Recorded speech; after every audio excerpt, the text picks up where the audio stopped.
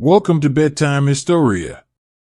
Tonight, we're going to travel back in time to a quiet corner of Europe in the 14th century where life moved at a different pace and where the world was shaped not by screens or schedules, but by the rhythm of the seasons, the sound of footsteps on muddy roads, and the soft glow of candlelight through wooden shutters.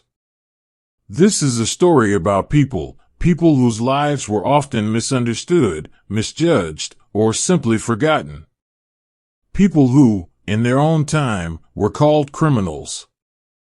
But this isn't a tale filled with violence or cruelty. It's not one of those stories that makes your heart race or keeps you wide awake.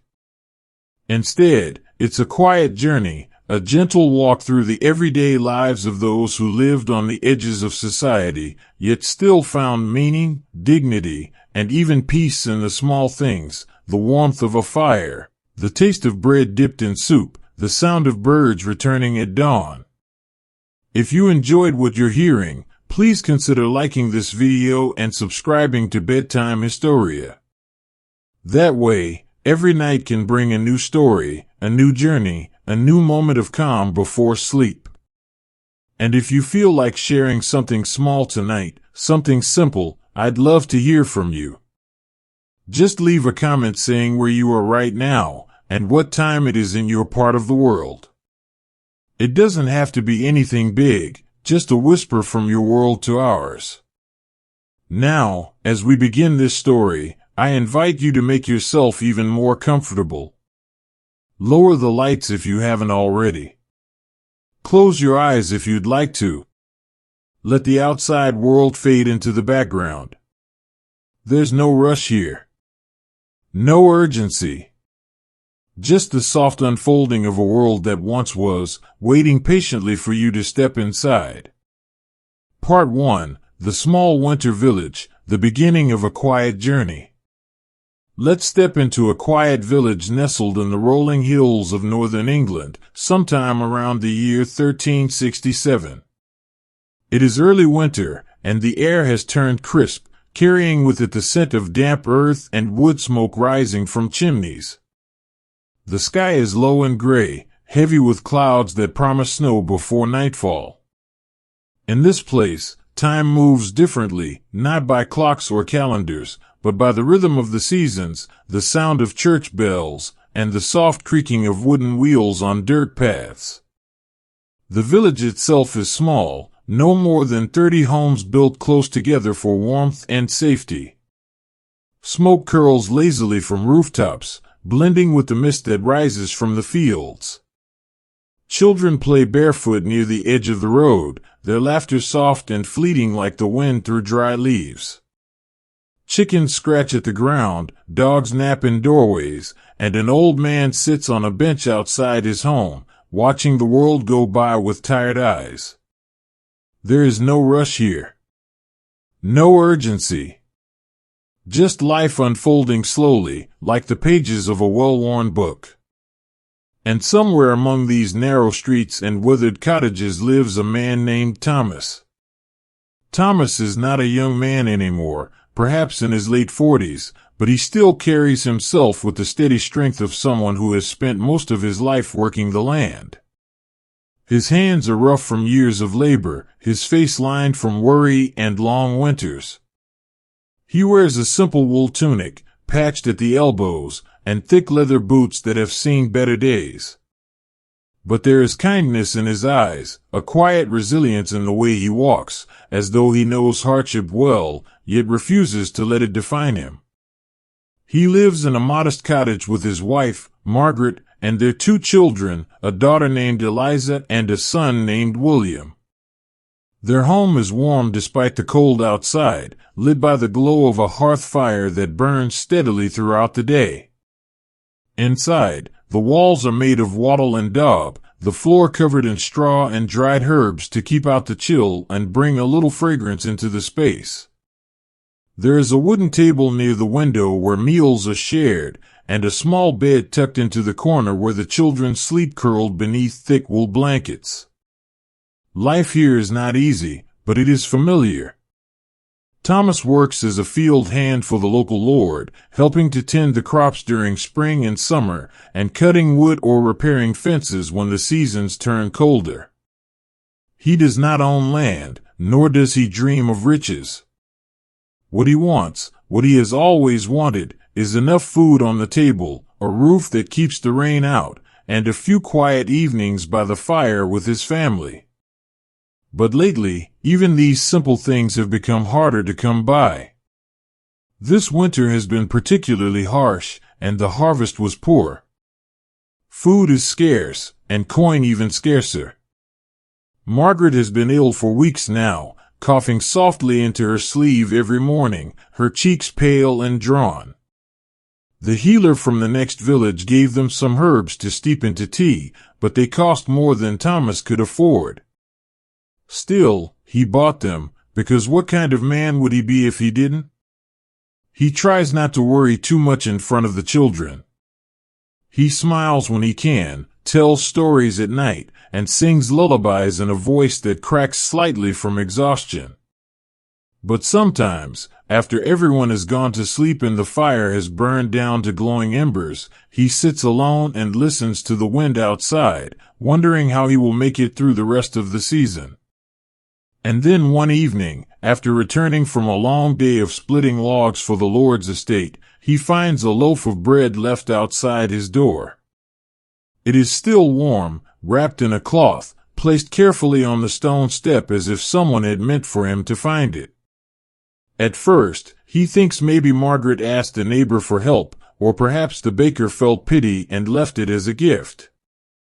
But when he opens the cloth, he sees that the bread is fresh, too fresh, and clearly from the town bakery. He hesitates.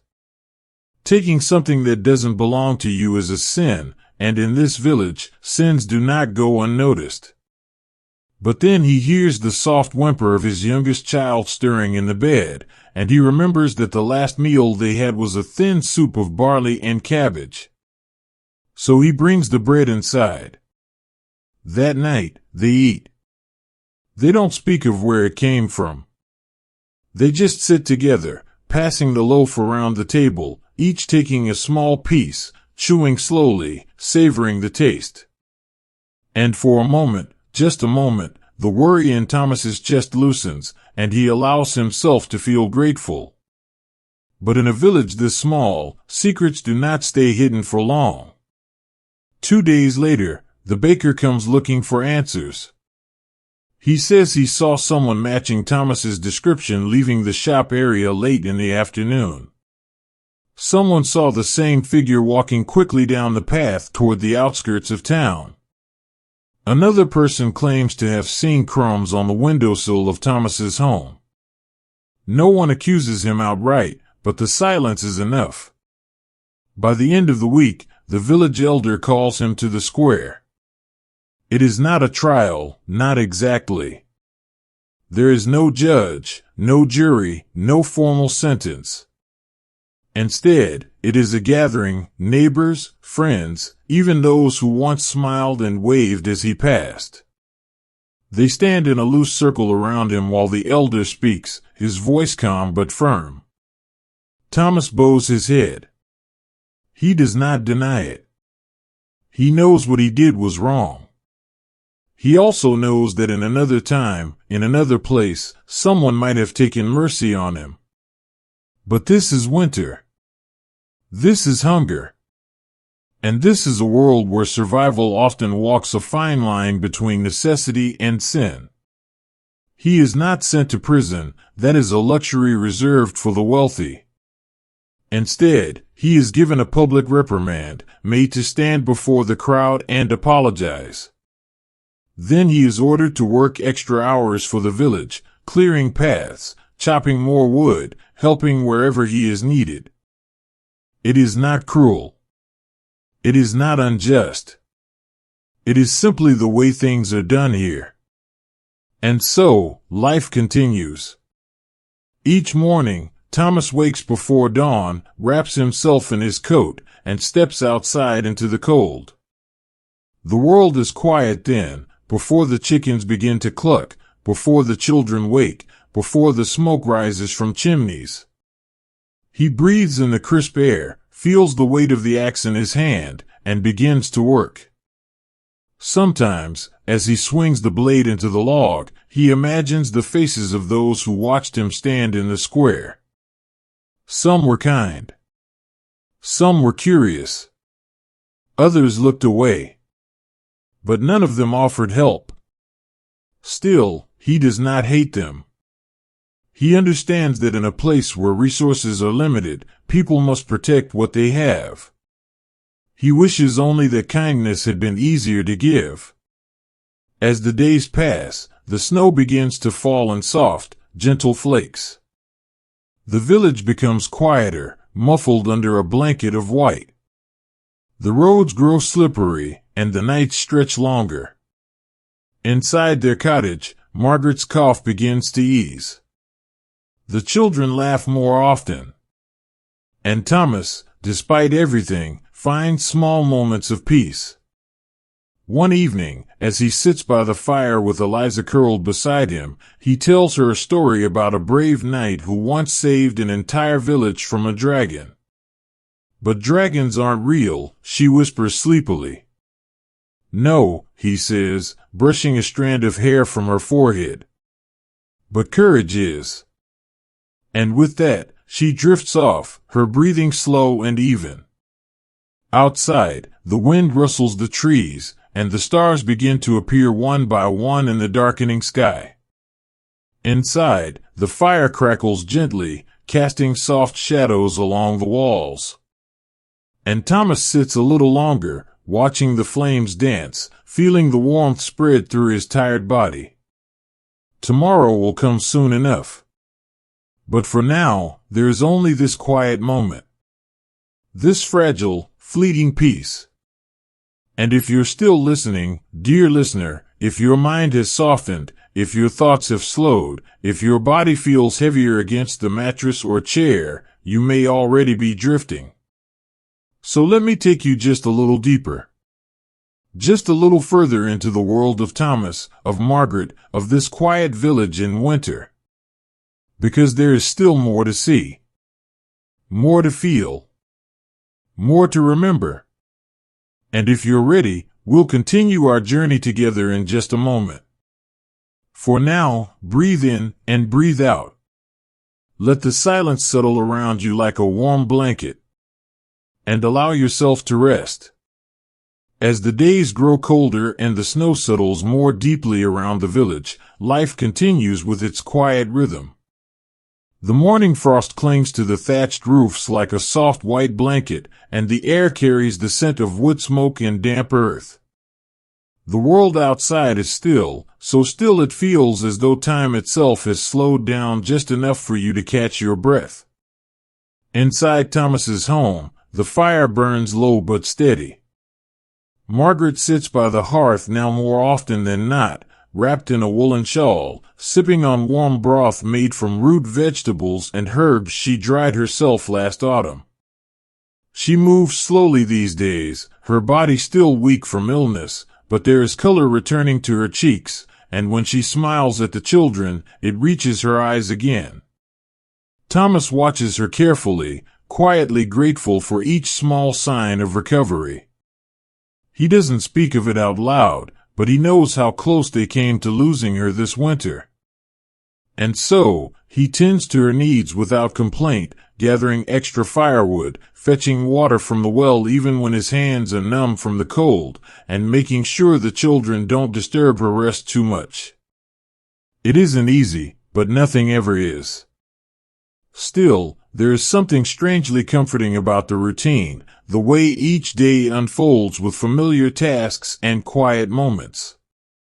He wakes before dawn, lights the fire, warms up yesterday's bread over the coals, and steps outside into the hush of early morning. The village is always silent then, save for the occasional bark of a dog or the distant creak of wooden shutters swaying in the wind. He walks through the narrow paths between cottages, past the old oak tree where the children sometimes play hide and seek, past the stable where the Lord's horse is kept during visits, past the small chapel with its withered stone walls and bell that rings softly every Sunday morning. Everything here feels worn yet enduring, like an old song sung so many times it no longer needs words. Sometimes, as he makes his way to the fields or the forest edge where he's been assigned to clear brush, he passes neighbors who nod in greeting.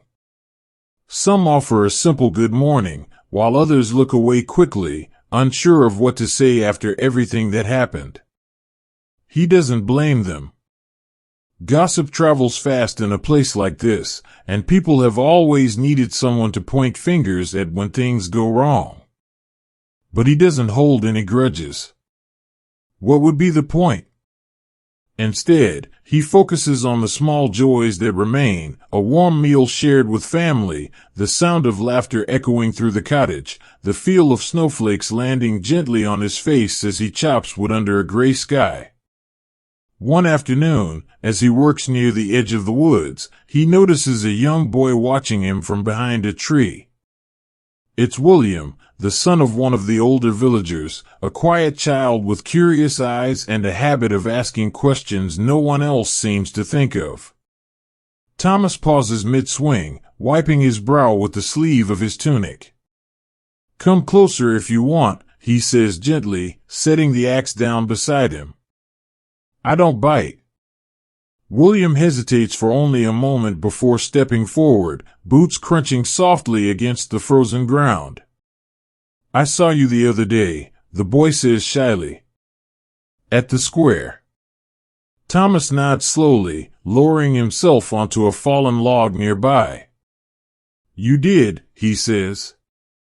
"And I suppose you've heard some things about me." William looks down at his feet before meeting Thomas's gaze again. "I heard my mother say you took something that didn't belong to you." "That's true," Thomas replies, his voice calm. "I did." There's a pause, filled only by the rustling of leaves in the wind. "But why?" the boy asks finally.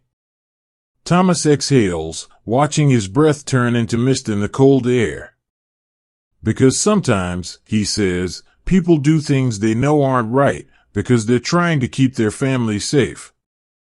Not because they want to hurt anyone. Just because they love them." William thinks about this for a moment, his small fingers fidgeting with the hem of his coat. "My father said you should be punished," he says quietly. Thomas nods again. "He probably believes that," he says. "And maybe he's not wrong. But punishment doesn't always mean cruelty. Sometimes it just means working harder, listening more closely, being reminded that we all make mistakes, and that we must live with them." William studies Thomas's face for a long time, as if searching for something beyond the words themselves. Then, after a while, he says simply, "I think you're a good man." Thomas feels something loosen in his chest, something tight and heavy that had been there for weeks now. "Thank you," he says softly. "That means more than you know." And with that, the boy gives a small smile before turning and running back toward the village, disappearing behind the trees like a shadow in the fading light. Thomas watches him go, then picks up the axe once more and returns to his work. The sun dips lower in the sky, casting golden hues across the snow-covered fields. Smoke rises from chimneys in the distance, curling lazily into the evening air. Somewhere nearby, a bird calls out, a single note that echoes through the quiet. Inside his cottage later that night, Thomas sits by the fire once more, watching as Eliza drifts off to sleep with her head resting against his shoulder. Margaret hums softly to William, her voice gentle and soothing, like the flicker of candlelight dancing along the walls. Outside, the world sleeps beneath a sky scattered with stars. Inside, warmth lingers in the corners of the room, held close by memories and the steady crackle of the fire. And Thomas allows himself a moment of peace, just a moment, to breathe in the silence, to let the weight of the day settle behind him, to remind himself that tomorrow will come soon enough. But for now, there is only this. Only the quiet. Only the soft glow of embers. And if you're still with us, dear listener, if your thoughts have softened, if your mind has begun to wander gently toward dreams, then perhaps you, too, can feel the stillness settling around you like a familiar embrace. So take another deep breath. Let your shoulders relax. Let your eyelids grow heavier. And allow yourself to stay a little longer in this quiet village, in this slow-moving world of Thomas and his family. Because our journey is only beginning. And there is still so much more to see. So, if you're ready, we'll continue together. Just a little further. Part 2, A Day in the Life of Thomas, the Gentle Rhythm of Daily Life. Let's return once more to that quiet village in northern England, where life unfolds slowly, like the turning of a page in a book you never want to end. It is still early winter, and the world outside is wrapped in a hush, as if even time has paused to take a breath. The sky is pale blue at dawn, with soft clouds drifting lazily overhead. Frost clings gently to the edges of wooden shutters, and the air is crisp but not cruel, just enough to remind you that you are alive. Inside Thomas's home, the fire has burned down to glowing embers, its warmth still lingering in the corners of the small room. Margaret lies beneath a thick wool blanket, her breathing slow and steady, finally free from the cough that had haunted her for weeks. Eliza sleeps curled beside her, one arm draped over a worn cloth doll, while William lies on his back, mouth slightly open, dreaming whatever dreams belong to boys his age. Thomas is already awake. He sits quietly on the edge of the bed, pulling on his boots with careful movements so as not to wake anyone. He moves through the cottage like a shadow, collecting yesterday's bread, warming it slightly over the coals before wrapping it in cloth. He steps outside into the morning air, letting the cold greet him like an old friend. It is peaceful here, just after sunrise. The village is still mostly asleep, save for the occasional rooster crowing somewhere in the distance. Smoke rises gently from chimneys, curling upward like soft whispers carried by the wind. A dog stirs near the well, stretching its legs before settling back down for a little longer. Thomas takes a deep breath, filling his lungs with the clean scent of winter air and damp earth. Then he begins his day. First, he walks toward the forest's edge, where the Lord's land meets the wild. His task today is simple, clearing fallen branches, gathering dry wood, making sure the path remains passable for those who need to travel between villages. It is hard work, but not unkind. His hands know this labor well, and though his muscles ache from days past, he does not complain. As he works, the sun climbs higher, casting long shadows across the snow-covered ground. The light catches on the frost-laced leaves, turning them into tiny crystals that shimmer like stars frozen in place. Somewhere nearby, a squirrel scurries up a tree, chattering softly to itself before disappearing into the hollow of an old oak. Time passes gently here. After a few hours, Thomas returns to the village square, where the baker is already preparing loaves for the day's customers. The scent of fresh bread drifts through the air, warm and inviting. Thomas watches as the baker wipes flour from his hands, nodding politely to a neighbor who stops by to make a purchase. There is no tension between them anymore, no accusation in the man's eyes, only the quiet understanding that life goes on, and people must find ways to move forward together. Thomas doesn't buy anything. Not today.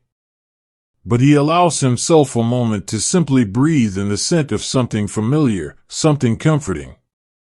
Then he turns back toward home. By the time he arrives, the children have woken, their voices bright and full of energy as they chase each other around the small yard. Margaret stands near the doorway, holding a wooden spoon in one hand and watching them with a tired smile. She looks stronger now, healthier, and when she sees Thomas, she offers him a bowl of thin porridge made from oats and honey. He accepts it gratefully, sitting on the step beside her as they eat in silence. There is no rush here. No urgency. Just the quiet rhythm of a life lived slowly. Later in the afternoon, Thomas walks through the narrow paths of the village, greeting neighbors with a nod or a soft word. Some return the gesture warmly, others with polite distance. He understands that not everyone will forget what happened, and that is all right. Forgiveness is not always loud. It can be quiet, subtle, unfolding in small moments rather than grand declarations. He visits the old man who sits daily on the bench outside his home, offering him a piece of dried apple and listening as the elder speaks of seasons long gone. He helps a woman carry a bucket of water from the well, exchanging only a few words before continuing on his way. And he pauses briefly near the chapel, where a young girl places a single flower at the base of the wooden cross, her head bowed in silent prayer. Everything here feels connected, not by grand events, but by the small acts of kindness, the shared glances, the quiet understanding that life is fragile and fleeting, and that we all must find comfort where we can. As evening falls, Thomas returns home once more. The sky is painted in soft hues of orange and purple, the last light of day stretching across the horizon like a final embrace before night takes over. Inside, the fire crackles softly, casting gentle shadows along the walls. Margaret warms a pot of soup made from root vegetables and barley, the scent filling the small space with a sense of fullness, of nourishment beyond food alone. The children sit at the table, waiting patiently as the meal is served. They do not speak loudly, nor do they rush through their food. Instead, they eat slowly, savoring each bite, enjoying the rare luxury of a warm meal shared together. Thomas watches them, feeling something settle in his chest, a quiet gratitude, a deep appreciation for the ordinary moments that make up a life. After dinner, he tells them a story about a traveler who once wandered far beyond the hills, seeking a place where the snow never fell and the trees bore fruit all year round. The children listen with wide eyes, asking questions when he pauses, imagining themselves walking alongside the traveler, discovering new lands with every word. Eventually, their eyelids begin to droop. One by one, they yawn. And soon, they are tucked into bed, wrapped in blankets, their breathing soft and even. Thomas sits by the fire a little longer, watching the flames dance, listening to the wind whisper through the cracks in the wooden walls. Outside, the world grows darker, quieter, as if the entire village has settled into a shared dream. Inside, warmth lingers. Memories remain. And Thomas allows himself a moment of stillness, just a moment, to let go of the weight of the day, to breathe deeply, to feel the peace that comes not from grand things, but from the small ones. If you're still with us, dear listener, if your mind has softened, if your thoughts have begun to drift gently towards sleep, then perhaps you, too, can feel the quiet settling around you like a warm blanket. So take another deep breath. Let your body relax. Let your thoughts slow. And allow yourself to stay a little longer in this world of Thomas, of Margaret, of this quiet village in winter. Because our journey continues. But not tonight. Tonight is for rest. For peace. For dreams. And tomorrow, if you return, we will walk further together. Until then, sleep gently. Dream softly. And may the quiet of this village stay with you, even after the story ends. Morning gives way to midday, and the village begins to stir with small movements, people stepping outside to shake out rugs, children chasing each other barefoot through the dust-covered paths, a woman humming softly as she hangs damp clothes on a line stretched between two wooden posts. The world is not loud here, but it is alive, filled with the quiet hum of everyday life unfolding gently, like a melody played on an old lute. Thomas has finished his morning labor for the village and now finds himself with a rare moment of stillness. He sits near the edge of the forest, where the trees grow taller and their branches weave together like fingers holding hands. The sun filters through the canopy above, casting soft beams of light onto the frozen ground below. There is something deeply peaceful about this place, not just the silence, but the feeling that time stretches longer here, allowing you to breathe more deeply, to move more slowly, to simply be. He takes a piece of dried bread from his pocket and eats it slowly, savoring the texture, the taste, the warmth it brings to his stomach. He watches a squirrel dart across a low branch, its tail flicking back and forth as if keeping time with an unseen rhythm. Somewhere nearby, a bird calls out, a single note that echoes softly before fading into the still air. This is one of those moments when the world feels wide and calm at the same time. After a while, he rises and makes his way back toward the village, his boots crunching softly against the frost-covered earth.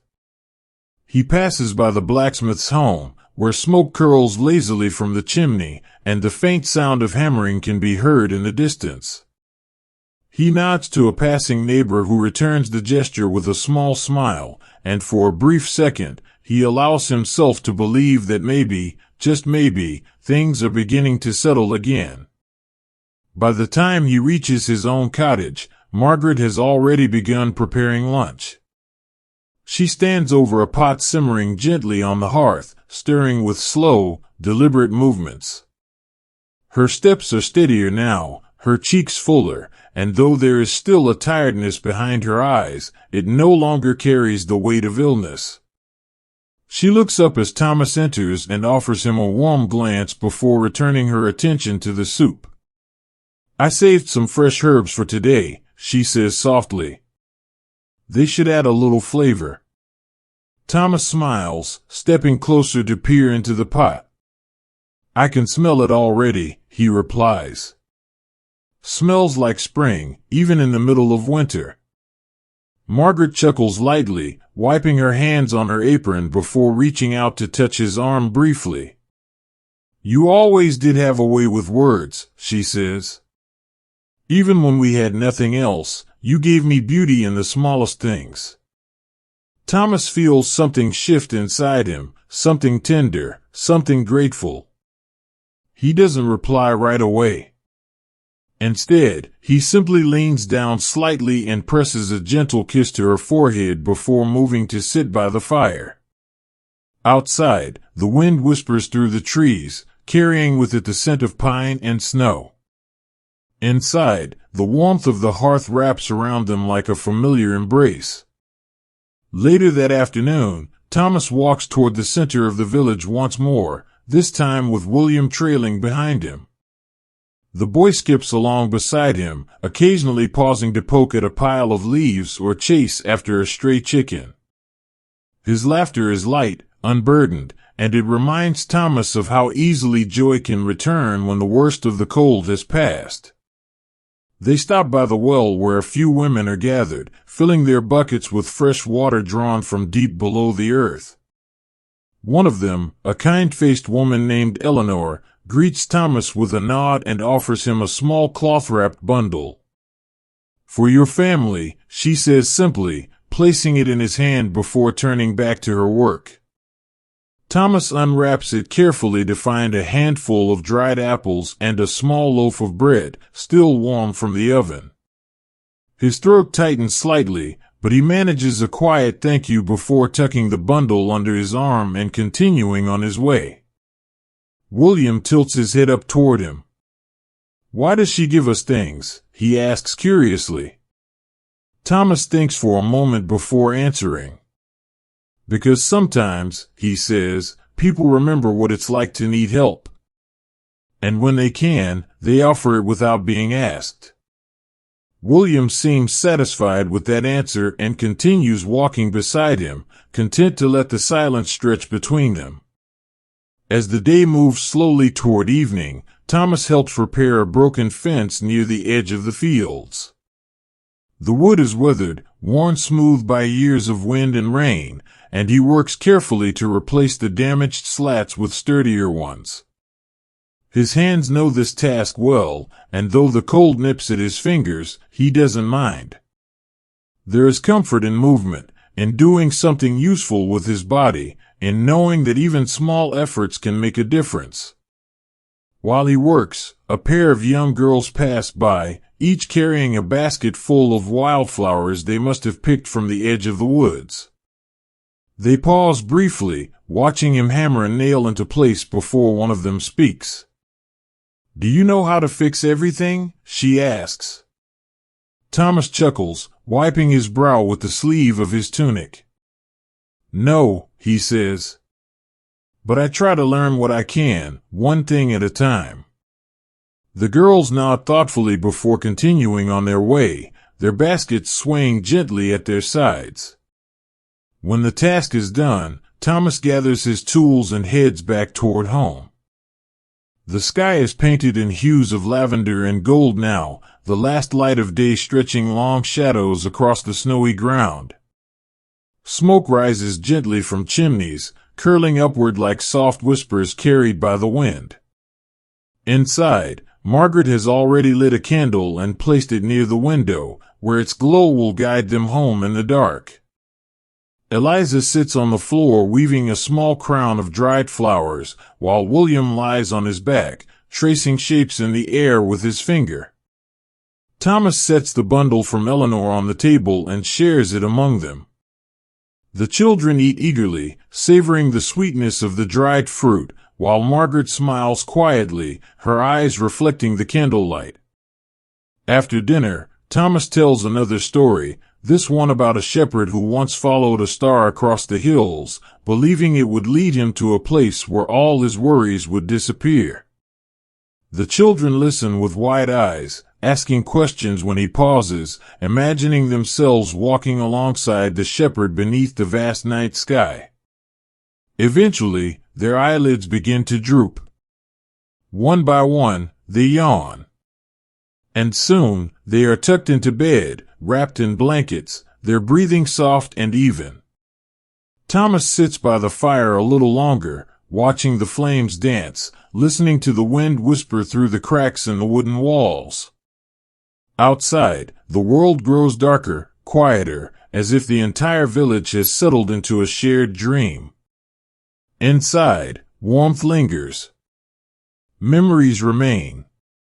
And Thomas allows himself a moment of stillness, just a moment, to let go of the weight of the day, to breathe deeply, to feel the peace that comes not from grand things, but from the small ones. Part 3. The Woman on the Edge of the Village, a Life Lived in Solitude. Let's turn our attention now to someone else, someone who lives not at the heart of the village, but just beyond its edge, where the trees grow thicker and the paths become softer underfoot. There, nestled between the forest and a small stream that runs clear even in winter, is a modest cottage unlike the others. It does not sit close to the neighbors. It does not have smoke curling from its chimney every morning. And though it is sturdy, built with care and time, it is often quiet, so quiet that sometimes, if you stood near the window and listened closely, you might hear only the wind moving through the trees. This is the home of Eliza. You may have heard whispers about her before, soft words spoken behind closed doors or exchanged in hushed tones when she passed by the market square. Some call her strange. Others say she keeps to herself too much. A few believe she knows things no one should know, things whispered in old books, hidden beneath floorboards, passed down in secret from mother to daughter. But none of these things are true, not exactly. Eliza is simply a woman who has chosen, or perhaps been left with little choice, to live differently. She is not young, nor is she truly old. Her hair, once dark as ink, has begun to show silver threads woven gently into its length. Her eyes are deep-set and thoughtful, always watching, always listening, as if she hears more than what is spoken aloud. She tends to her garden most days, even in winter, though the plants are covered in frost and sleep beneath the earth. She grows herbs, lavender, sage, rosemary, and bundles them carefully to dry along the wooden beams inside her home. She keeps a small fire burning most evenings, just enough to keep warm, and reads by candlelight when the sun sets early. Her life is simple, but not lonely. There is company, in its own way. A cat named Mallow curls beside her feet while she sews by the fire. Birds visit her windowsill each morning, pecking gently at crumbs she leaves for them.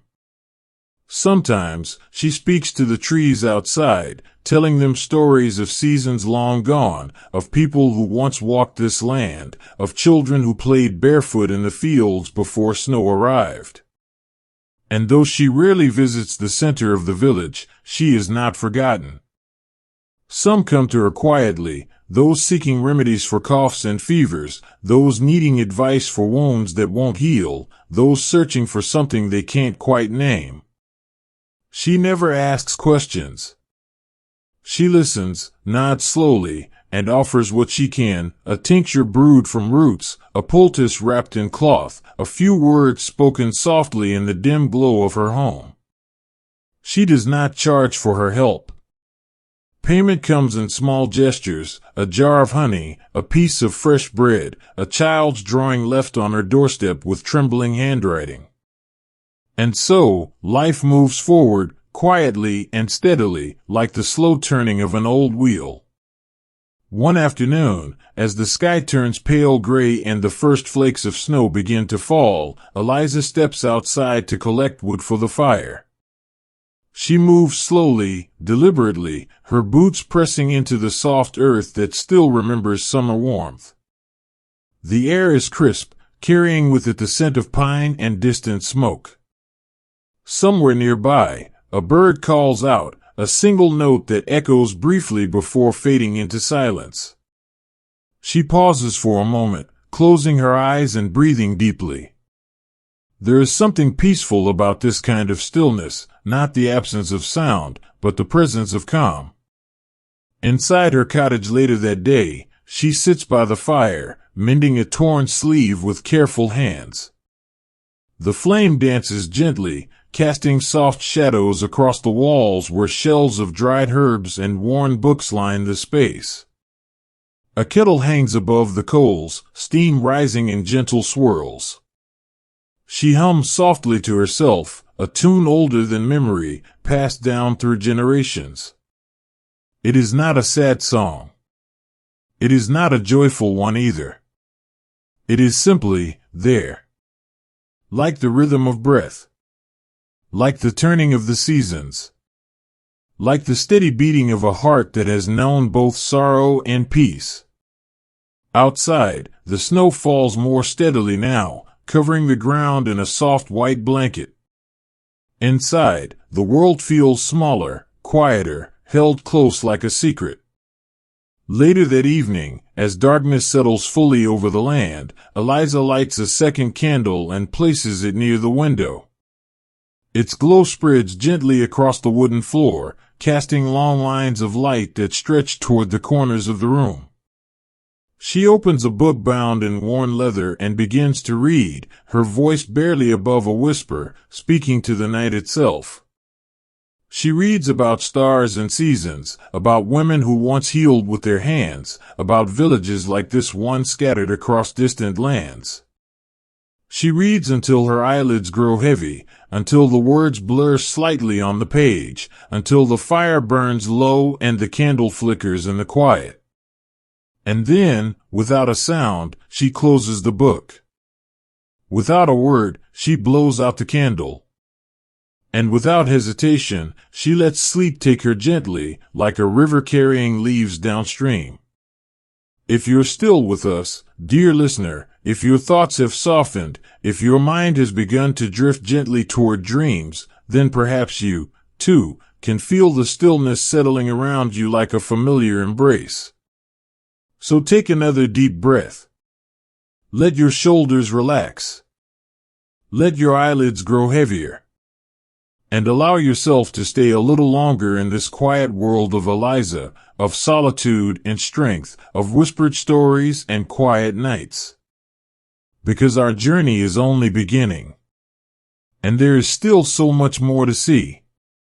So, if you're ready, we'll continue together. Just a little further. Just a little deeper.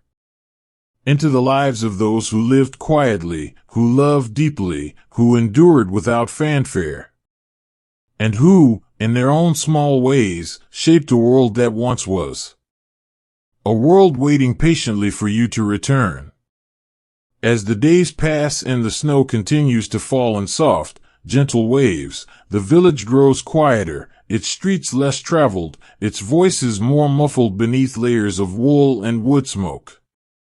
Life slows down here in winter, not by choice but by nature, as if the land itself has learned to breathe more slowly, to move with the rhythm of cold air and long nights. Eliza's world changes only slightly.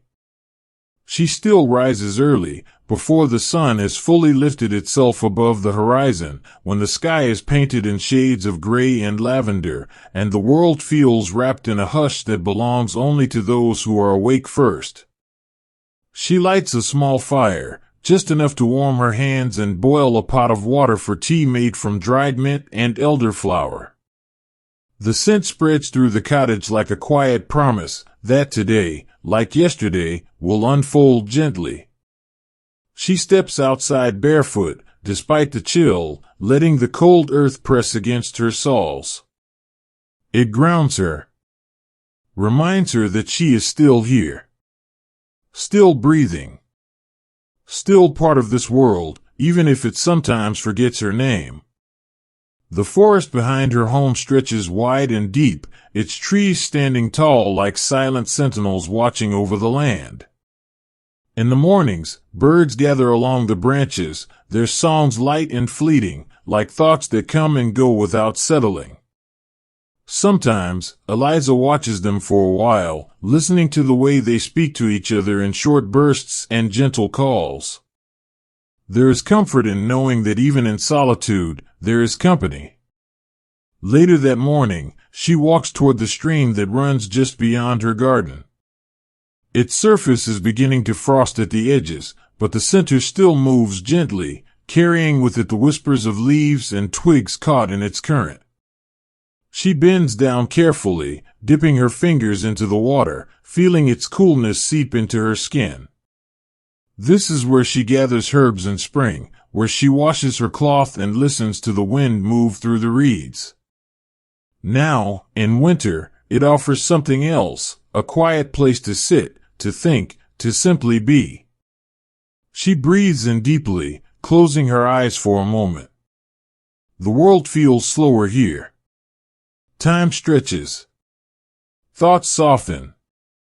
And for a little while, she lets herself forget what others may say about her. Because here, no one judges.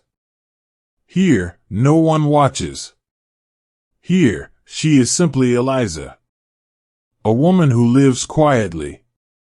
Who listens closely. Who remembers things others have forgotten. Back inside, she warms her hands near the fire and begins preparing a new mixture of healing oil. She crushes dried lavender between her fingers, releasing its scent into the air. She adds a few drops of honey and beeswax, stirring slowly until the mixture thickens into something smooth and soothing. She pours it carefully into a small wooden jar, labeling it with a piece of parchment tied around its neck with string.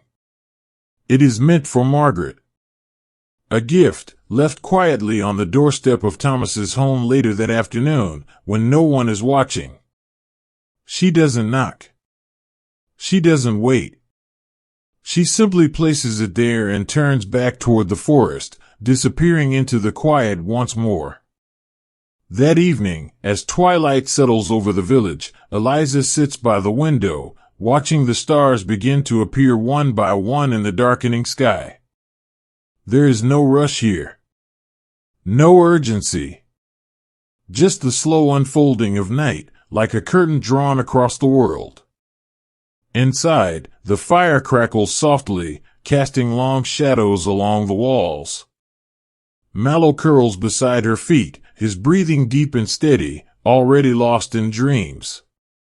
She reaches out absent-mindedly to stroke his fur, feeling the warmth of his presence beside her. She opens another book, older than the last, its pages worn and slightly brittle. It speaks of women like her, those who lived alone, who knew the language of plants, who understood the moon's pull and the secrets hidden in roots and bark. Some called them wise. Others called them dangerous. But none of them truly knew them. She closes the book after a while, placing it gently on the shelf beside the others. Instead of reading further, she lets her mind wander. She thinks of the children in the village, their laughter echoing through narrow streets, their small hands reaching for the sky as if trying to catch falling snowflakes.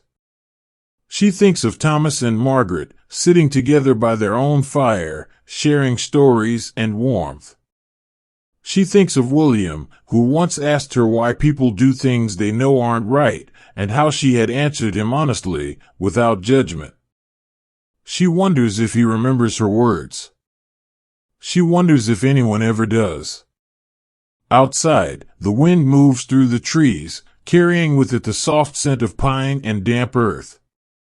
Inside, the silence is deep but not heavy. It wraps around her like a familiar blanket, comforting and warm. Later that night, as sleep begins to settle in, Eliza lies down beneath a thick wool coverlet, pulling it up to her chin. She listens to the sound of the wind outside, the occasional creak of wood adjusting to the cold. Her breaths grow slower, deeper. Her thoughts begin to drift, unfocused and gentle, like leaves carried by a stream. And somewhere between waking and dreaming, she finds peace. Not the kind that comes suddenly. Not the kind that shouts or demands attention. But the kind that arrives quietly. Softly. Like snow falling in the night. If you're still with us, dear listener, if your mind has softened, if your thoughts have begun to drift gently towards sleep, then perhaps you, too, can feel the stillness settling around you like a warm blanket. So take another deep breath. Let your body relax. Let your thoughts slow. And allow yourself to stay a little longer in this world of Eliza, of quiet strength, of whispered wisdom, of nights spent listening to the wind. Because our journey continues. But not tonight. Tonight is for rest. For peace. For dreams. Part 4, The Boy Who Walked Alone, A Childhood in the Wild.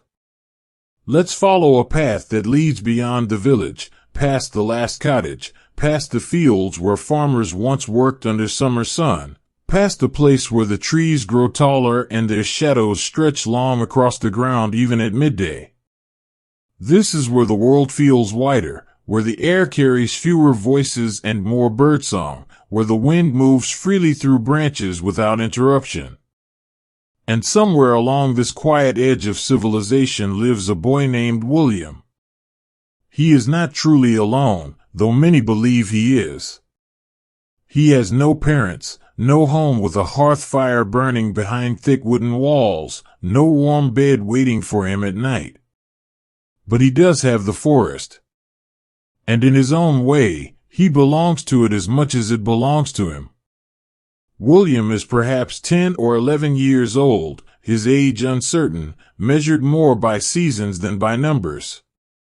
His clothes are patched together from scraps of fabric given to him by kind strangers or taken gently from abandoned homes after families moved away or passed on.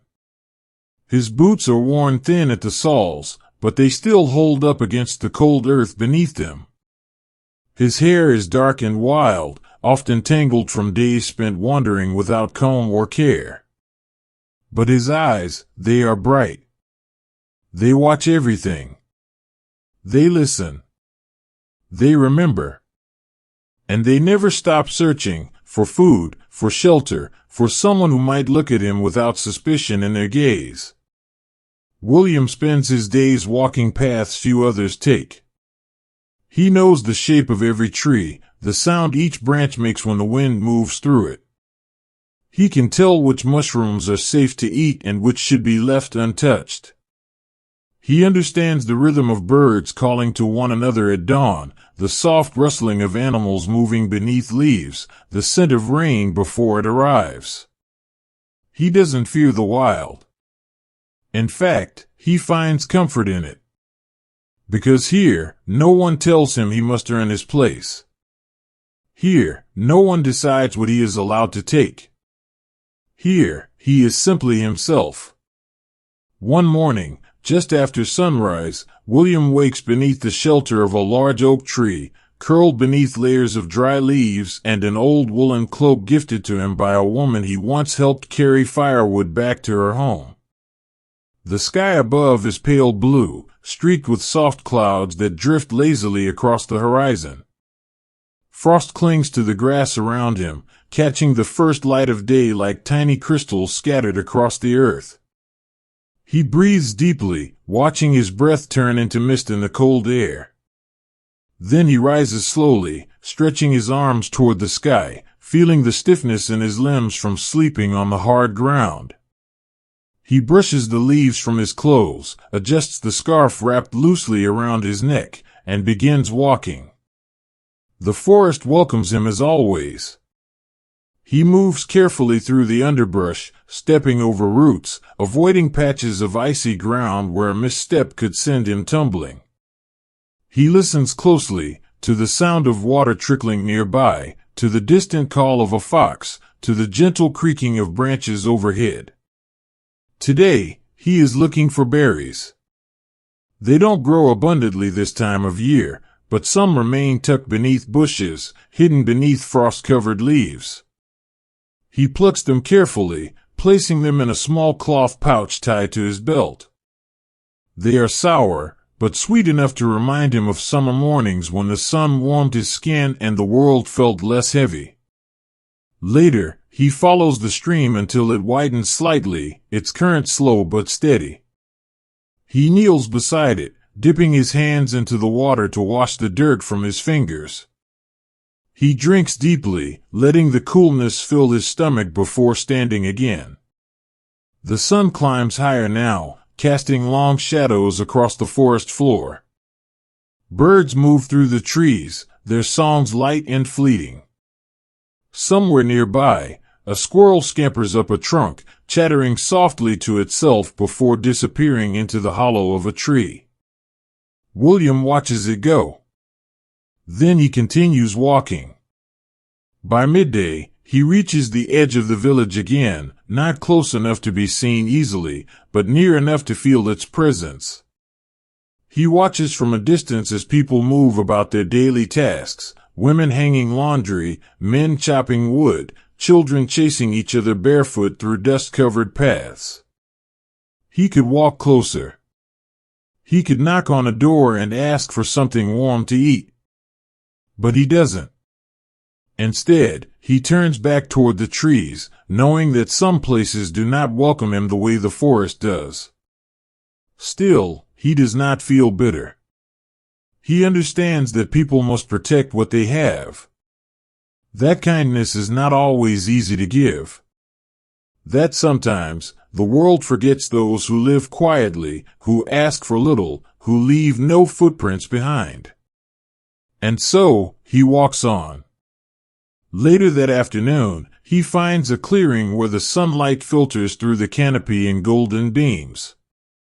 He settles beneath a tree, leaning back against its rough bark, and pulls a piece of dried bread from his pouch. He eats slowly, savoring each bite, listening to the wind as it moves gently through the leaves.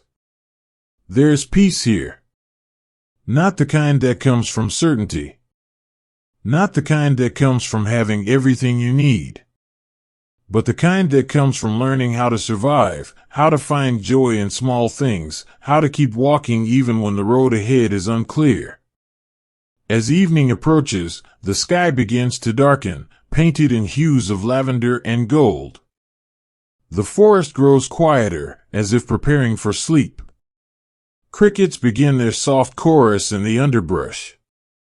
Somewhere far off, an owl calls out, a single note that echoes briefly before fading into silence. William stands and begins walking again, following a familiar path that leads toward the stream. He knows there will be fish today, small ones, but enough to make a meal. He gathers stones from the riverbank, stacking them carefully to create a small trap. Then he waits. Time passes slowly here.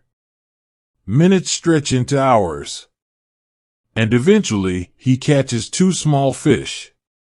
He builds a small fire nearby, shielding it from the wind with a circle of rocks.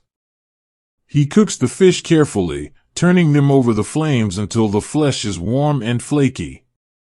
He eats slowly, chewing thoughtfully, enjoying the taste of something fresh, something earned. When he finishes, he sits by the fire for a while longer, watching the flames dance, listening to the crackle of burning wood. Mallow, the cat from Eliza's cottage, appears silently beside him. She curls down beside his feet, purring softly as she warms herself. William smiles. "You're not supposed to be here," he whispers. But Mallow doesn't seem to mind. Neither does he. Later that night, as darkness settles fully over the land, William lies beneath the stars, wrapped in his cloak, listening to the quiet rhythm of the world around him. The wind moves gently through the trees. Fireflies blink softly in the distance. Somewhere far off, a wolf howls, long and low, like a song carried by the night. He closes his eyes. His breathing slows. His thoughts soften. And soon, he drifts into sleep.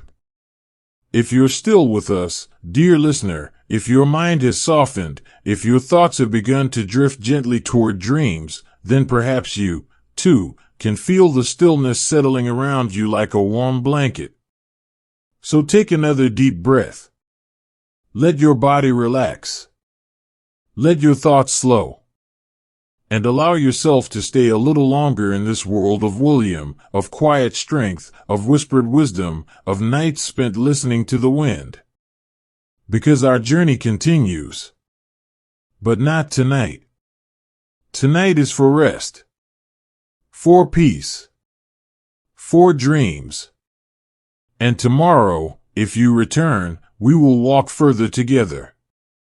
Until then, sleep gently. Dream softly. And may the quiet of this village stay with you, even after the story ends. As the days pass and the snow begins to fall more steadily, the forest changes. The trees wear a soft white blanket along their branches, and the ground grows quieter beneath William's steps, muffled by layers of frost and fresh powder. The air is colder now, sharper, but he has learned how to move through it without shivering too much, how to wrap his scarf tightly around his neck, how to tuck his hands beneath his arms when the wind bites too hard, how to find warmth in the smallest places. One morning, just after dawn, William wakes beneath the thick boughs of a pine tree, its needles forming a soft bed beneath him. He blinks against the pale light filtering through the branches above, watching as tiny snowflakes drift slowly downward, landing gently on his face before melting into nothing.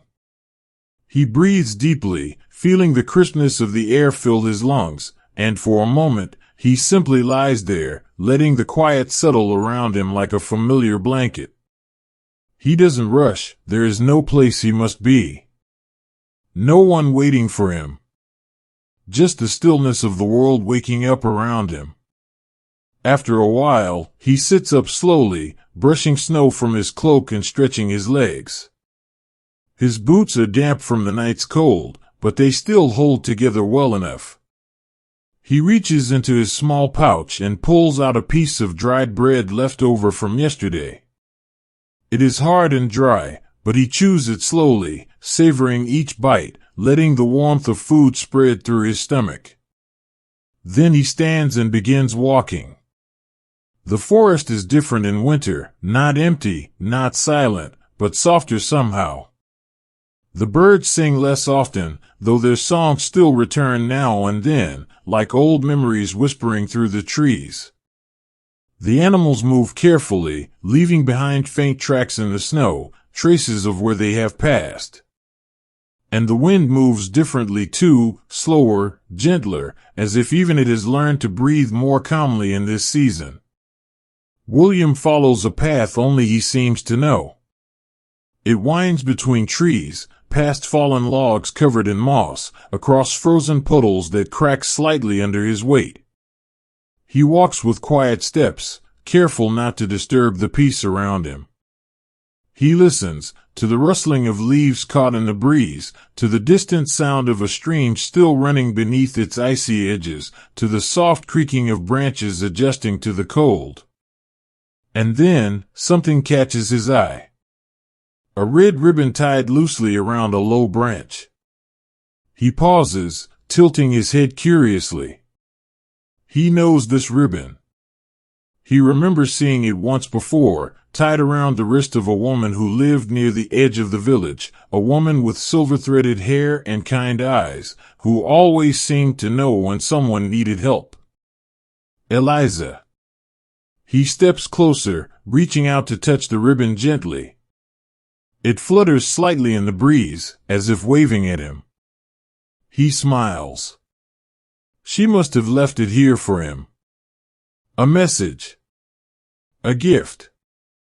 A sign that he is not forgotten. Carefully, he unties the ribbon and tucks it into his pocket, close to his heart.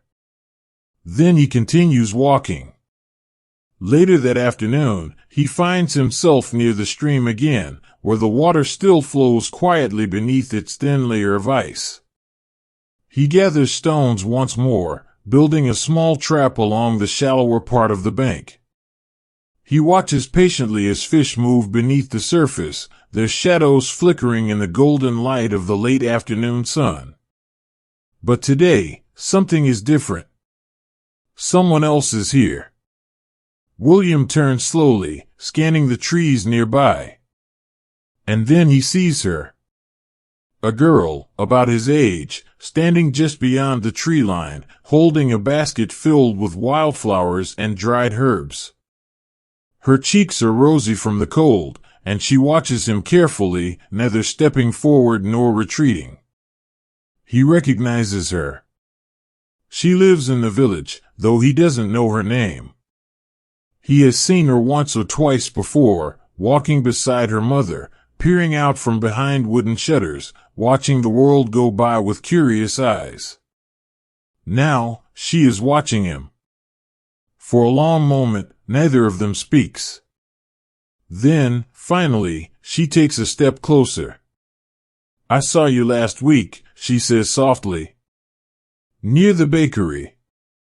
William nods slowly, unsure of what to say. "I didn't mean to take it," he admits quietly. "I was just hungry." She studies him for a moment longer before nodding.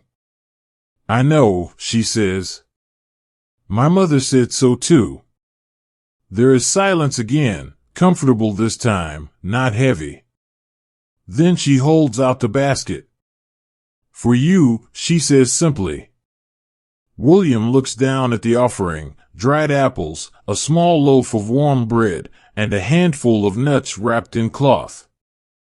He feels something loosen in his chest. "Thank you," he says, voice barely above a whisper. She smiles slightly before turning back toward the village, disappearing into the trees like a shadow in the fading light. William watches her go. Then he sits down beside the stream, placing the basket carefully beside him. He doesn't eat right away.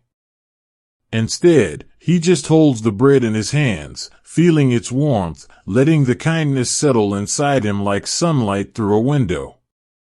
Later that evening, as twilight settles over the land, William finds shelter beneath a large oak tree with thick roots that form a natural hollow at its base. He builds a small fire nearby, shielding it with rocks, and warms the bread before eating it slowly, savoring each bite. Mallow appears again, curling beside him without hesitation. William smiles, reaching out to stroke the cat's fur. "You keep finding me," he murmurs. Mallow purrs softly in response. Outside, the wind moves gently through the trees, carrying with it the scent of pine and snow. Inside the hollow, the fire crackles softly, casting long shadows along the bark-covered walls. William leans back against the tree's trunk, listening to the quiet rhythm of the world around him. The stars begin to appear in the sky, one by one, like distant lanterns lighting the way for dreamers. He closes his eyes. His breathing slows. His thoughts soften. And soon, he drifts into sleep. If you're still with us, dear listener, if your mind has softened, if your thoughts have begun to drift gently toward dreams, then perhaps you, too, can feel the stillness settling around you like a warm blanket. So take another deep breath. Let your body relax. Let your thoughts slow. Part 5, The Forgotten Ones, Lives Lived in Shadows. Let's take a quiet step back from the lives we've already met. Thomas and his family by the fire, Eliza in her cottage at the edge of the village, William wandering beneath the trees. And let's turn our attention to those whose names were never written down, whose faces have long since faded from memory. These are the ones who lived quietly, who passed through the world without leaving much behind except for the soft echo of their presence. They were not kings or queens. Not knights or noblewomen. Not scholars or scribes whose words were preserved in ink and parchment. They were simply people, men and women, children and elders, who lived their lives on the edges of history, often unnoticed, sometimes misunderstood. And yet, they were here. They walked these same paths. They breathed this same air. They loved. They feared. They endured. In the heart of the village, there was an old woman named Agnes, who lived alone in a small home tucked between the blacksmith's forge and the baker's shop. She had once been married, long ago, though no one could quite remember what happened to her husband. Some said he died in a hunting accident. Others whispered that he left when the winters grew too harsh and food became scarce. But Agnes never spoke of him. She didn't speak much at all, really. She spent her days sitting near the window, watching the world go by with tired eyes. Her hands were always busy, sewing torn clothes, weaving baskets from reeds, braiding dried flowers into small crowns for the children who dared to knock on her door. When she did speak, it was only in soft murmurs, as if she feared her voice might disturb the silence around her. But despite her quiet nature, she was kind in ways that went unnoticed until they were missed.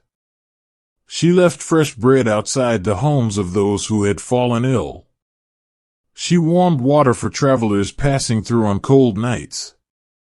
She offered warm blankets to those who arrived with nothing but exhaustion in their eyes. And when someone passed away, it was often Agnes who sat beside them in their final moments, holding their hand, whispering prayers that only the walls of the room would ever hear. No one ever thanked her for it. But everyone knew. And in a place like this, knowing was enough. Then there was Matthew, a man who worked the fields from dawn until dusk, even when his body ached and his fingers turned numb from the cold. He was neither young nor old, somewhere in between, where life had worn him down but not broken him entirely. He had no wife, no children, only a brother who lived far away, and a village beyond the hills, where the roads were wider and the winters less cruel. Matthew rarely spoke of him. Instead, he poured his energy into work, taking on extra tasks whenever he could. He helped rebuild fences after storms. He carried heavy loads for those who struggled. He repaired roofs before the snow could leak inside. He did not ask for anything in return. Not money. Not praise. Not even a simple thank you. He simply moved through the world with steady steps, doing what needed to be done, disappearing into the background like a shadow cast by candlelight.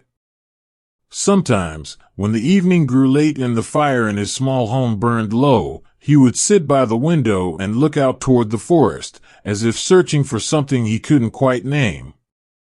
Perhaps it was memory. Or perhaps just peace. Either way, he never found it. But he kept looking. And that, in itself, was its own kind of strength. There was also a young Isabella, barely more than a child, who spent her days running errands for the villagers, delivering messages, fetching supplies, helping wherever her small hands could be useful. She was fast on her feet, quick with a smile, and always eager to help, even when it meant walking barefoot through the mud.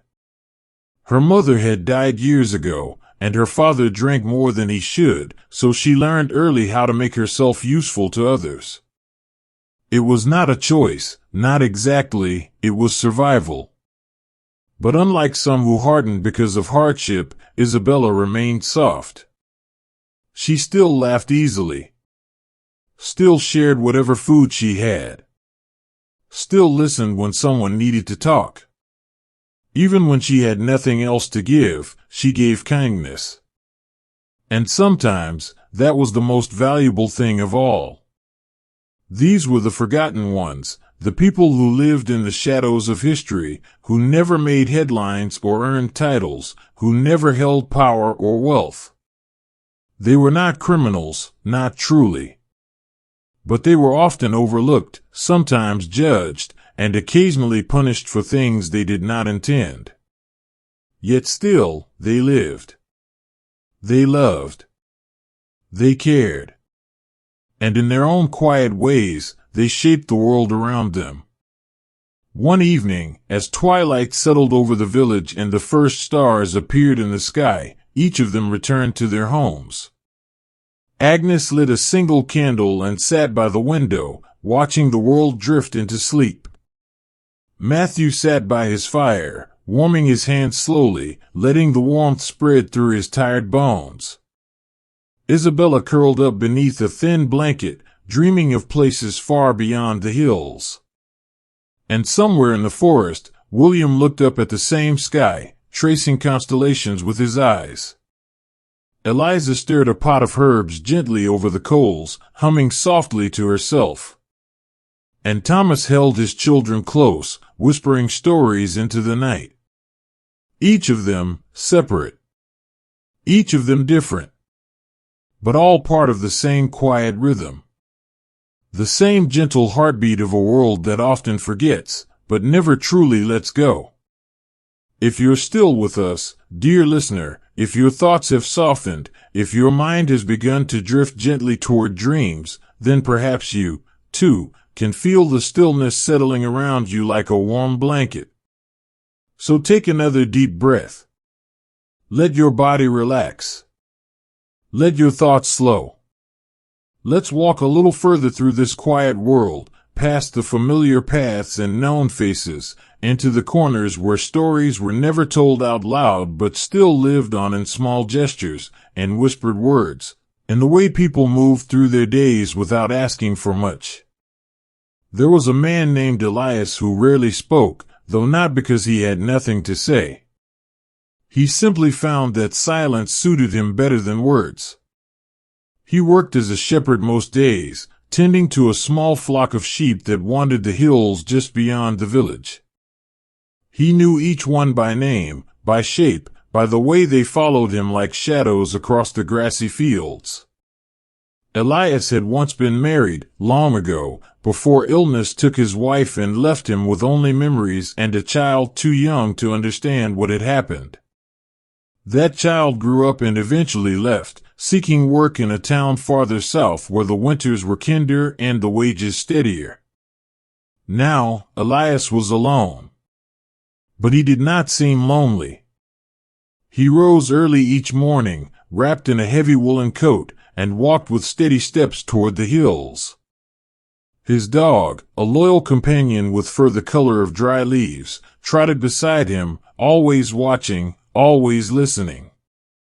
Together, they watched over the sheep, guiding them gently from pasture to pasture, ensuring they had enough to eat and shelter when storms rolled in from the west. Sometimes, when the sun dipped low and painted the sky in hues of gold and lavender, Elias would sit beneath an old oak tree and hum softly to himself. His voice was rough from years of disuse, but there was something comforting about it, like the crackling of firewood or the sound of rain tapping against wooden shutters. No one ever asked him to sing louder. They simply listened when they passed by, letting his music settle into the quiet spaces between their thoughts. And then there was Margaret's neighbor, a woman named Eleanor, whose hands were always busy even when the rest of the village seemed to slow down. She mended clothes, stitched new linings into worn boots, and wove baskets from reeds gathered near the stream. She had no children of her own, but she treated every child in the village as if they belonged to her. When they scraped their knees, she cleaned their wounds with gentle hands. When they lost their mittens, she made new ones from scraps of cloth.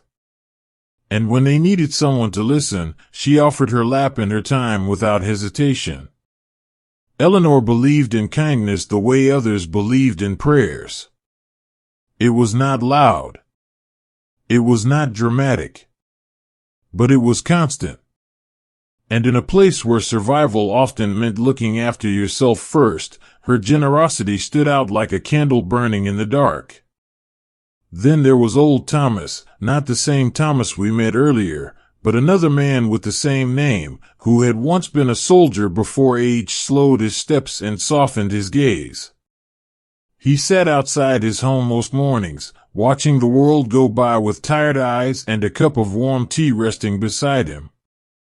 Children sometimes came to hear his stories, tales of battles fought far away, of lands he could barely remember, of friendships forged in fire and fear. But he never spoke of war with pride. Instead, he talked about the small things, the taste of bread shared around a campfire, the sound of birds returning at dawn, the way the stars looked different depending on where you stood. His voice was calm, steady, like the turning of pages in an old book. And when the children grew tired of listening, he simply smiled and let them run off again, knowing that some lessons take time to settle. There was also a woman named Clara who ran the small apothecary near the edge of the market square. She was neither rich nor poor, neither young nor old, but she understood herbs and remedies better than most. People came to her quietly when they needed help, when fevers refused to break, when wounds festered longer than they should, when sleep refused to come no matter how many hours they lay in bed. Clara never turned anyone away. She asked for payment only when she could afford to, and sometimes not at all. Instead, she accepted whatever people could offer, a jar of honey, a bundle of dried flowers, a warm blanket woven by careful hands. She believed that healing was not just about medicine, but about care, about presence, about knowing someone was there to listen when the world felt too heavy. And so, she stayed. She listened. She helped. and she remained, a quiet anchor in a world that often drifted. Each of these lives, Agnes, Matthew, Isabella, Elias, Eleanor, Old Thomas, Clara, moved quietly through the village, touching the world in ways that were often unnoticed until they were missed. They were not criminals. Not truly. They were simply people who lived in the margins, who survived without fanfare, who loved without expectation. And yet, their presence shaped the world more than anyone realized. One evening, as snow fell gently from the sky and the village grew quieter beneath its soft white blanket, each of them returned to their homes. Elias sat by the fire, warming his hands slowly, listening to the wind move gently through the trees. Eleanor folded the last of the mended clothes and placed them neatly on a shelf. Old Thomas leaned back in his chair, closing his eyes as the warmth of the fire spread through his tired bones. Clara lit a single candle and placed it near the window, its glow offering comfort to those who passed by. And somewhere nearby, William watched the stars appear one by one, tracing patterns in the sky with his fingers. Eliza stirred a pot of herbs gently over the coals, humming softly to herself. And Thomas held his children close, whispering stories into the night. Each of them separate. Each of them different. But all part of the same quiet rhythm. The same gentle heartbeat of a world that often forgets, but never truly lets go.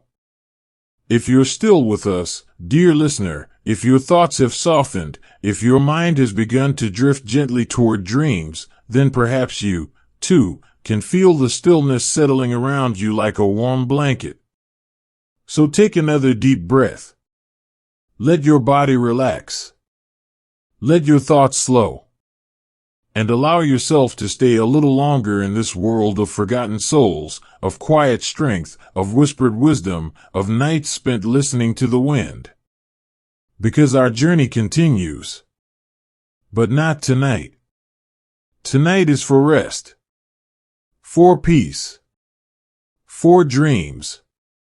And tomorrow, if you return, we will walk further together. Part 6, Then and Now, a quiet reflection on time.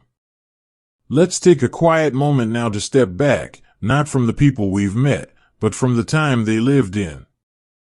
Let's allow ourselves to sit for a while in the space between past and present, where memories blur gently with imagination, and the world feels slower, softer, more like a dream than a rush of facts. We have walked through the narrow paths of a small village in northern England, where winter wrapped itself around homes like a familiar blanket and smoke curled lazily from chimneys into the pale morning sky. We have sat by the fire with Thomas as he warmed his hands after a long day's labor, watched Eliza stir herbs over the coals with careful hands, followed William as he wandered beneath trees heavy with frost. We have listened to the quiet lives of those who were often forgotten, Agnes, Matthew, Isabella, Elias, Eleanor, Old Thomas, Clara, and felt the gentle rhythm of their days unfold like pages turning slowly in an old book. And now, perhaps, it is time to ask a question, not loud or urgent, but soft and lingering, like the last note of a song before silence returns. What does it mean to live quietly? To exist not at the center of attention, not in the spotlight of history, but in the margins, where life moves steadily without fanfare. To be seen, but not judged. To be known, but not labeled. To do what must be done, not for recognition, but simply because it needs doing? In this world we call the past, people live differently, not better, not worse, just differently. They measured time not by clocks or calendars, but by the rising and setting of the sun, by the seasons that turned slowly and surely, by the sound of footsteps on dirt roads and the scent of bread baking in warm kitchens. They did not rush as much as we do now. They did not worry about being seen or unseen, liked or disliked, remembered, or forgotten. They simply lived, tending to their fields, mending torn clothes, feeding hungry mouths, warming cold hands by fires that burned low and steady. There was no pressure to be more than they were. No need to prove themselves worthy of rest. Only the quiet understanding that each day would end, and that sleep would come when it was ready. Now, in our time, things move faster. The world is louder, filled with voices that never stop speaking, lights that never fully dim, screens that glow softly even in the darkest hours of the night. We are always connected, always reaching outward, always chasing something just beyond our grasp. And yet, there is still something deeply comforting about stepping away from all of that, even if only for a little while. About pressing pause on the noise, closing our eyes, and letting ourselves drift into a world that asks nothing of us except our presence. Because here, in this space, you do not need to be productive. You do not need to be perfect. You do not need to earn your right to rest. You simply need to breathe. And so, as we reflect on the lives we have followed, let us also reflect on our own. Not with judgment, not with urgency, but with kindness. With curiosity. With the same gentle gaze we offered to Thomas, to Eliza, to William, to all those who lived quietly and left behind only the softest traces of their presence. Perhaps we are not so different from them. Perhaps we, too, are learning how to live with grace in a world that sometimes forgets to be gentle. How to find peace in small moments. How to offer care without expecting anything in return. How to hold on to hope even when the nights feel long and the winters feel cold. Because in every age, in every place, people have searched for the same things: warmth, safety, connection, rest. And though the ways we seek these things may change, the longing for them remains the same. So tonight, as you listen to these words, if you are still with us, if your thoughts have begun to slow, if your body feels heavier against the mattress or chair, you may already be drifting. That is all right. You are not alone. You are not rushing. You are simply resting. And if you choose to stay a little longer in this quiet space, then let me take you just a little deeper.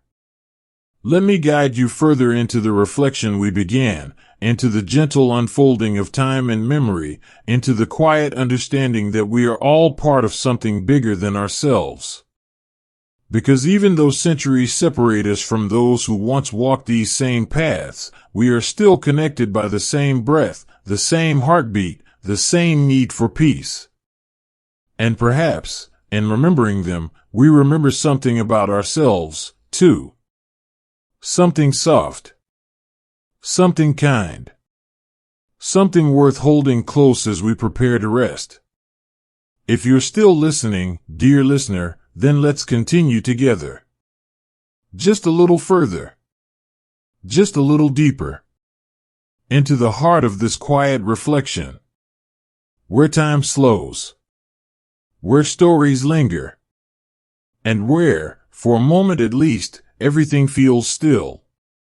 Let's imagine for a moment that we are standing at the edge of something vast, not a mountain or a sea, but a quiet space between what was and what is. It is not marked by time, nor shaped by history, but it exists all the same, like the pause between two breaths, or the silence that comes just before sleep. In this space, there is no rush. No urgency. Only the gentle unfolding of thought. And so, let us walk together through it, slowly, carefully, as if stepping into a room lit only by candlelight, where everything feels softer, where shadows stretch long across the floor, where even our thoughts seem to move more slowly. We have spent time with people who lived centuries ago, whose lives were shaped by different rules, different beliefs, different understandings of the world. They did not live with electricity or running water. They did not know the sound of engines or the glow of screens. Their days began with the rising sun and ended when darkness settled over the land like a deep breath drawn through tired lungs. But they still knew love. They still felt fear. They still dreamed. And perhaps most importantly, they understood how to rest, not as an afterthought, not as something earned only after work was done, but as part of life itself. Rest was not rushed. It was not measured in minutes or scheduled between tasks. It simply was, as natural as breathing, as necessary as food. Now, in our time, rest often feels harder to find. There is always something pulling us forward, messages waiting to be read, tasks waiting to be completed, places we must be, things we must do, people we must impress. The world moves quickly around us, and sometimes we forget how to slow down. But tonight, perhaps you have remembered. Perhaps, as you listen to the stories of Thomas, Eliza, William, and all those who lived quietly in the margins of history, you found yourself slowing down without realizing it. Perhaps your breath softened, your shoulders dropped, your thoughts grew slower, heavier, like leaves drifting toward the ground. That is the power of story. Not to teach, not to inform, but to remind. To bring us back to something familiar, something comforting, something that feels like home even if we have never been there before. And so, as we continue this quiet reflection, let us ask another question, not loud or demanding, but soft and lingering, like the last notes of a lullaby. What does it mean to belong? To feel seen not for what we do, but simply for who we are? To be accepted not because we fit into a role, but because we exist? To know that even if the world forgets our names, someone, somewhere, once held us in their thoughts with kindness. Thomas belonged to his family, to the small cottage where he warmed his hands by the fire, to the village where he worked hard and asked little in return. Eliza belonged to the forest, to the rhythm of her own quiet life, to the small gestures of care she offered without expectation. William belonged to the wind, to the trees, to the paths that led him from one place to another, never staying too long in any one spot. And yet, they all belonged. Even if the world did not always say it out loud. Even if some chose to look away. Even if they were sometimes misunderstood. Still, they were here. Still, they mattered. And still, their presence shaped the world in ways that may never appear in books or records, but which left behind echoes all the same. Because belonging is not always loud. It does not always come with applause or recognition. Sometimes, it is simply knowing that you are allowed to be still. That you are allowed to take up space. That you are allowed to rest. And if you are listening to these words right now, then you, too, belong. You belong to this quiet moment. You belong to the space between wakefulness and sleep. You belong to the hush of the night, to the gentle turning of pages, to the soft rhythm of your own breath. And wherever you are, whatever your day has been, however heavy your thoughts may feel, you are welcome here. This is your space. Your time. Your peace. And if you choose to stay a little longer, then let me take you just a little further.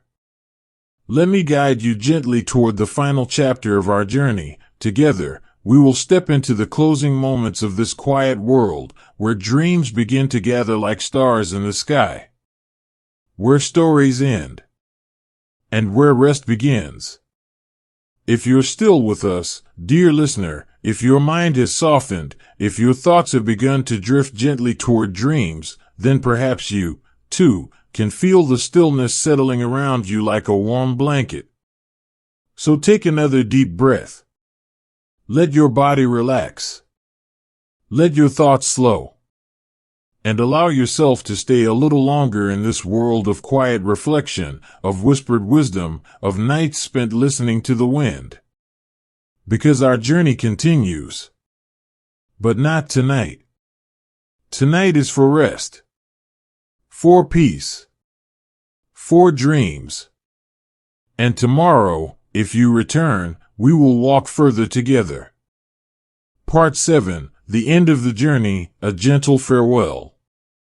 Let's return once more to that quiet village nestled in the rolling hills of northern England, where life moves slowly and time stretches like a long afternoon beneath a warm sun. It is still winter, but the air feels different now, softer, as if it has learned to breathe more gently with each passing day. The snow falls less often now, and when it does, it melts quickly under the touch of a pale sun that lingers longer in the sky. Smoke still curls from chimneys, but there is something lighter about its rise, as though even the fire inside knows that spring is not too far away.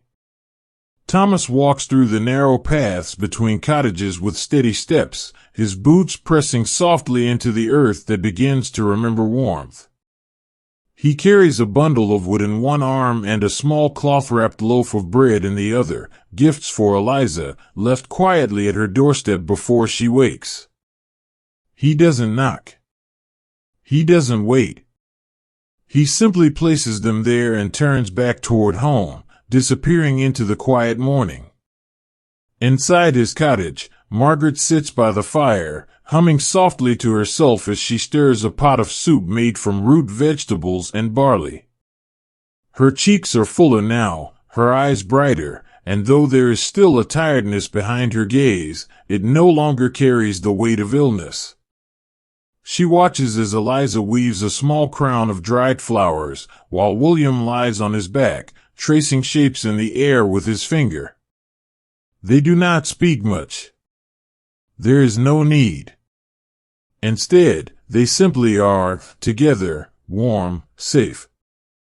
And somewhere beyond the village, Eliza opens her door to find the gift waiting for her. She smiles slightly, lifting the cloth to see the bread still warm beneath her fingers. She steps outside for a moment, looking toward the path where Thomas must have stood only moments ago. But he is already gone, and so she returns inside, placing the bread carefully on the wooden table beside her herbs. Mallow curls beside her feet, purring softly as she warms her hands near the fire. Outside, the wind moves gently through the trees, carrying with it the scent of pine and damp earth. Inside, the silence is deep but not heavy. It wraps around her like a familiar blanket, comforting and warm. Later that morning, William walks along the edge of the forest, his steps light, his breath visible in the cool air. He pauses near the stream where the ice begins to melt along the edges, revealing small patches of water beneath. He listens to the sound of birds returning, their songs light and fleeting, like thoughts that come and go without settling. He crouches down, dipping his fingers into the stream, feeling its coolness seep into his skin.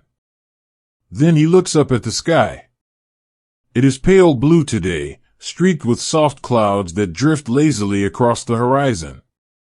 Somewhere nearby, a squirrel scampers up a trunk, chattering softly to itself before disappearing into the hollow of a tree. William watches it go. Then he continues walking. Later that afternoon, he finds himself near the village square again, not close enough to be seen easily, but near enough to feel its presence. He watches from a distance as people move about their daily tasks, women hanging laundry, men chopping wood, children chasing each other barefoot through dust-covered paths. He could walk closer. He could knock on a door and ask for something warm to eat. But he doesn't. Instead, he turns back toward the trees, knowing that some places do not welcome him the way the forest does. Still, he does not feel bitter. He understands that people must protect what they have. That kindness is not always easy to give. That sometimes the world forgets those who live quietly, who ask for little, who leave no footprints behind. And so, he walks on. By evening, the sky is painted in hues of lavender and gold, and the stars begin to appear one by one in the darkening sky. The village grows quieter, its streets less traveled, its voices more muffled beneath layers of wool and wood smoke. In her cottage, Eliza lights a candle and places it near the window, its glow spreading gently across the wooden floor. She hums softly to herself, listening to the crackle of the fire as she prepares a new mixture of healing oil. In his home, Matthew sits by the fire, warming his hands slowly, letting the warmth spread through his tired bones. And in the forest, William lies beneath the stars, wrapped in his cloak, listening to the quiet rhythm of the world around him. One by one, the fires dim. One by one, the doors close. And one by one, the people of this quiet village settle into sleep. Because tonight, like every night before it, belongs to rest. To peace. To dreams. If you're still with us, dear listener, if your thoughts have softened, if your mind has begun to drift gently toward dreams, then perhaps you, too, can feel the stillness settling around you like a warm blanket. So take another deep breath. Let your body relax. Let your thoughts slow. And allow yourself to stay a little longer in this world of quiet strength, of whispered wisdom, of nights spent listening to the wind. Let's walk together one last time through this quiet world, one more step before we say goodbye. Outside Thomas's home, the morning light spreads gently across the fields, painting everything in soft gold. The sky is pale blue, streaked with wisps of cloud that drift slowly like thoughts too peaceful to chase. Frost still clings to the edges of wooden shutters, but it no longer bites at the skin as sharply as it once did. The cold is beginning to soften, making way for something gentler, something patient. Inside, Margaret stirs a pot of porridge over the fire, her hands moving carefully, deliberately, as if each motion carries its own small prayer. Eliza sits beside her, peeling an apple with a small knife passed down from her grandmother. William leans against the windowsill, watching the world wake up outside, dogs stretching in the sun, chickens scratching at the ground, neighbors stepping out into the crisp air with slow, steady movements. No one speaks much. There is no need. Instead, they simply are, together, warm, safe. And somewhere beyond the village, Eliza opens her window just enough to let in the scent of morning. She breathes deeply, closing her eyes for a moment as the wind brushes against her face. Mallow curls beneath her feet, purring softly as she begins bundling herbs into small cloth pouches, preparing them for those who may come seeking comfort or care. She does not rush. There is no urgency here. Only the quiet rhythm of a life lived slowly. Later that afternoon, William walks along the edge of the forest, his steps light, his breath visible in the cool air. He pauses near the stream where the ice has melted completely now, revealing clear water flowing gently beneath the surface. He crouches down, dipping his fingers into the current, feeling its coolness seep into his skin. He watches as fish move beneath the surface, their shadows flickering in the golden light of the late afternoon sun. Then he looks up at the sky. It is wide and open today, stretching endlessly above him like a promise waiting to be kept. Somewhere nearby, a bird calls out, a single note that echoes briefly before fading into silence. William listens. He watches, and then, he continues walking. By evening, the sky is painted in hues of lavender and gold again, and the stars begin to appear one by one in the darkening sky. The village grows quieter, its streets less traveled, its voices more muffled beneath layers of wool and wood smoke. In her cottage, Eliza lights a candle and places it near the window, its glow spreading gently across the wooden floor. She hums softly to herself, listening to the crackle of the fire as she prepares a new mixture of healing oil. In his home, Matthew sits by the fire, warming his hands slowly, letting the warmth spread through his tired bones. And in the forest, William lies beneath the stars, wrapped in his cloak, listening to the quiet rhythm of the world around him. One by one, the fires dim. One by one, the doors close. And one by one, the people of this quiet village settle into sleep. Because tonight, like every night before it, belongs to rest, to peace, to dreams. But tonight is also different. Tonight is the end of our journey. Not because the story has run out of words. Not because there is nothing more to say. But because all things must find their quiet place eventually. And so, dear listener, if you are still with us, if your thoughts have softened, if your mind has begun to drift gently toward dreams, then perhaps you, too, can feel the stillness settling around you like a warm blanket. So take another deep breath. Let your body relax. Let your thoughts slow. And allow yourself to stay a little longer in this world of quiet strength, of whispered wisdom, of nights spent listening to the wind. Because even though our journey is ending, the quiet does not have to leave you. You can carry it with you. Into your dreams. Into your tomorrow. Into the moments yet to come. And if you return again, whether tomorrow, or next week, or months from now, you will always find this world waiting patiently for you. A world where time moves slowly. Where stories linger. Where kindness lives quietly between the lines. And where, for a little while at least, everything feels still. So now, as the final notes of this lullaby begin to fade, let me offer you one last gift. A gentle farewell. A soft landing. A space to rest. Sleep gently. Dream softly. And may the quiet of this village stay with you, even after the story ends. Thank you for walking with me. Thank you for listening. And until we meet again, good night.